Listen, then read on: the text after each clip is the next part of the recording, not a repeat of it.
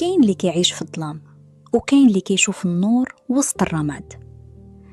برقوقو حبة برقوق صغيرة شافت النور وسط الظلام. الحريق خدات ليها كل شيء ولكن ما خداتش ليها الأمل. لقات لوحة صغيرة وسط الرماد، لوحة مرسومة بالألوان، لوحة اللي فكرتها في الأصل ديالها وفي الوعود اللي خلى ليها جدها بالتفاحة. بالتفاحة شجرة التفاح الحكيمة. كان كيشوف في الرماد نهاية القصة، ولكن برقوقو شاف فيه بداية جديدة. بالنية الصافية والوفاء لوعود جدها قدرت تبني مستقبل زوين، مستقبل عامر بالأمل والوفاء. في النهاية الأمل ما كيموتش في وسط الرماد. الوفاء للوعود والإيمان بالجمال هو اللي كيعطيك الجناوح باش تطير في سماء الأمل، وخا كاع الظروف تكون قاسية.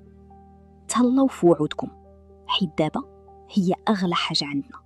انتي ولا انت إلا عجبك المحتوى ديالنا راك عارف شنو دير بلا ما نوصيوك.